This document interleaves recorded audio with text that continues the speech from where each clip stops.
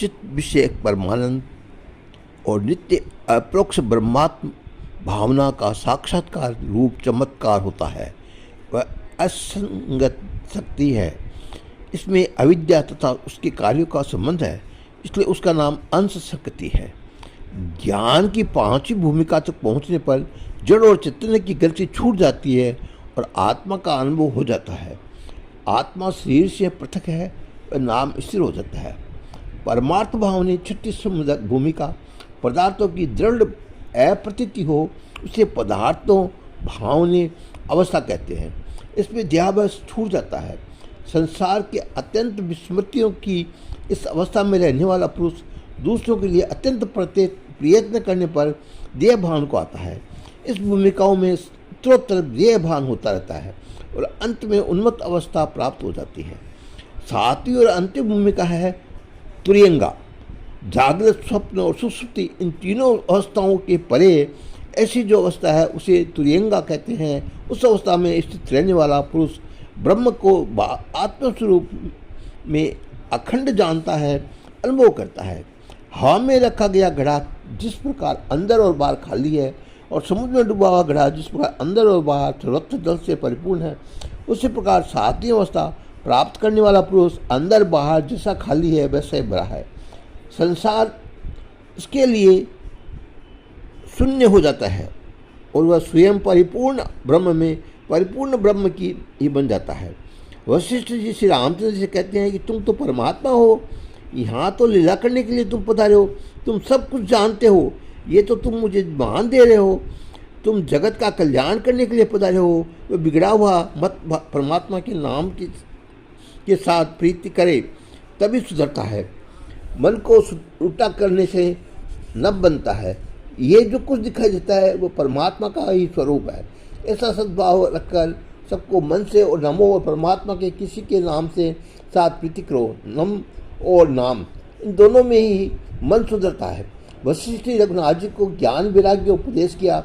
राम जी के गुरु जी और बन सकते हैं। राम जी की परमात्मा स्वयं सदगुरु जगत गुरु है, उनको कौन उपदेश दे सकता है। परंतु राम जी ने लीला की, वशिष्ठ ऋषियों को मान दिया और जगत को बोध दिया है। श्री राम जी सबके सदगुरु है। गुरु और सदगुरु में अंतर है। शब्द और ज्ञान का उपदेश जो करता है वह गुरु है।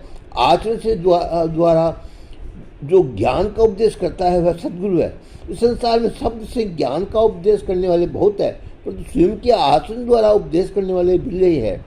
शब्द से उपदेश करने वाले इस संसार में बुराई नहीं है। बहुत लोग पुस्तक पढ़कर ज्ञान अर्जन करते हैं और दूसरों को उपदेश करते हैं, परंतु उनके उपदेश का कोई असर होता नहीं है। असर उनके ही उपदेश का होता है जिन्होंने ज्ञान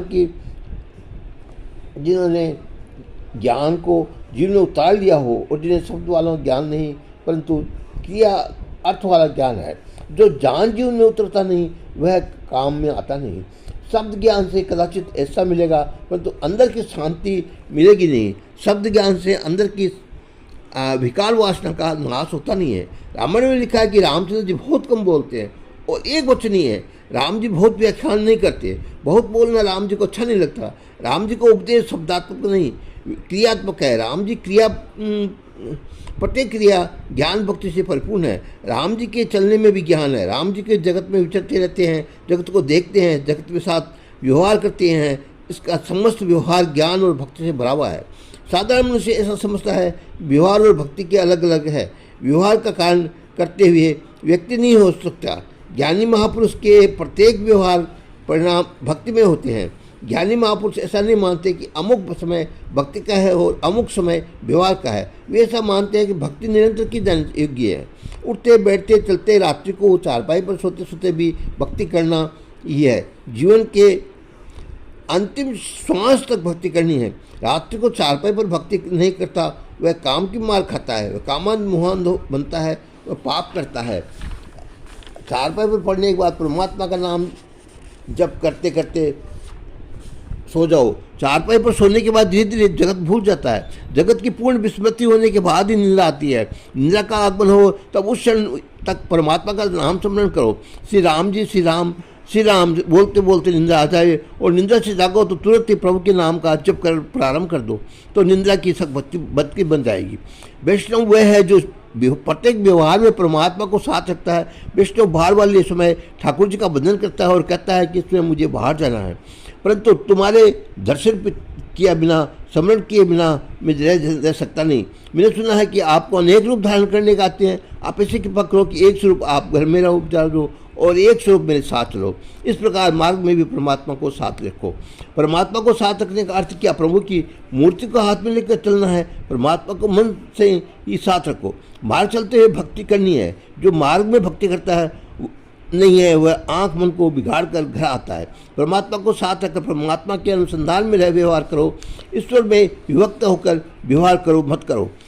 व्यवहार तो करना ही पड़ता है, व्यवहार छोड़ने से छूटा नहीं है। व्यवहार गृहस्थ को करना ही पड़ता है, ऐसा नहीं है। साधु सन्यासी को भी व्यवहार करना पड़ता है। उनकी लंगोटी को आवश्यकता पड़ती है, व्यवहार उनका छूटता है, जिससे उनकी ईश्वर की अतिरिक्त कुछ दिखता नहीं है।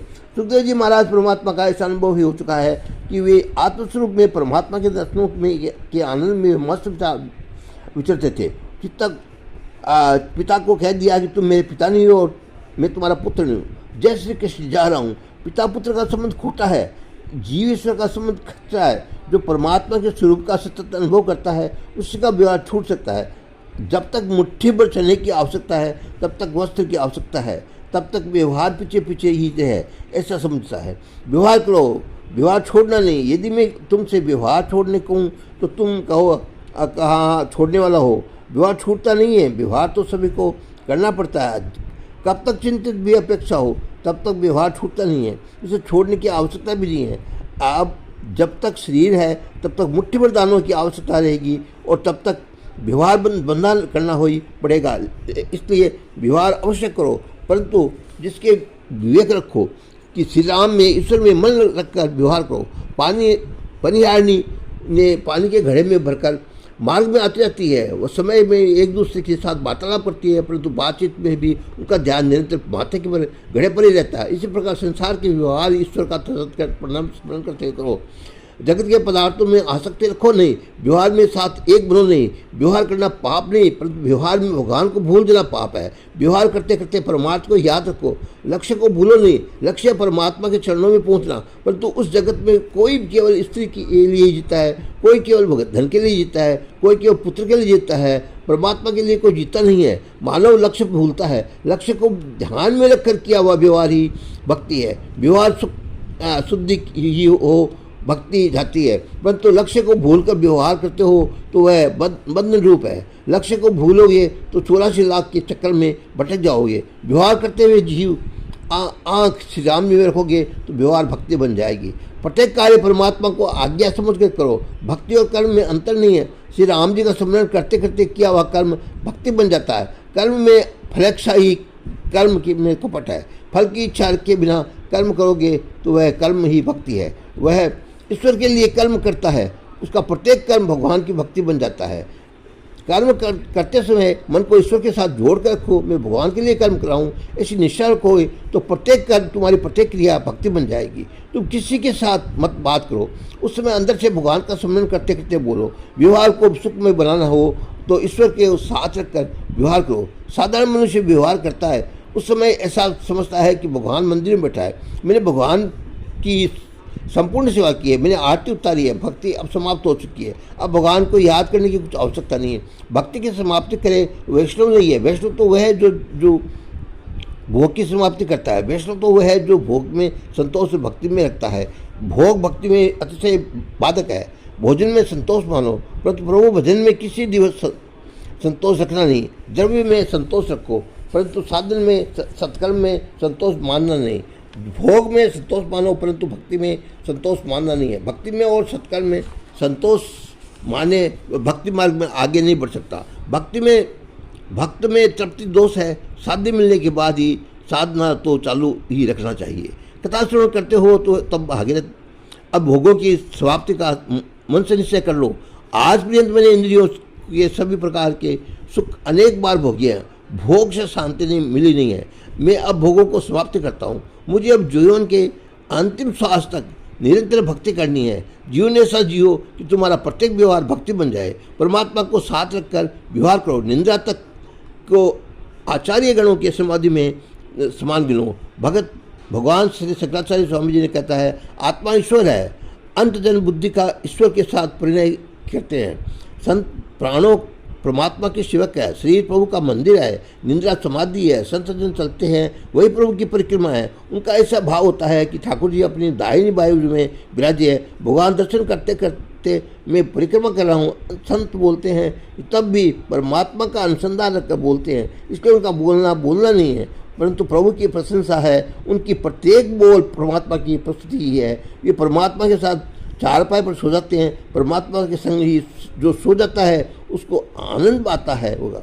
जो ईश्वर के साथ प्रेम करता है उसके समस्त कर्म पूजा रूप है, उसका समस्त व्यवहार भी भक्ति रूप है। और डोंगर जी महाराज आगे कहेंगे, उससे पहले मैं आपको आगे सुनाऊँ। तब तक के लिए जय सिया राम।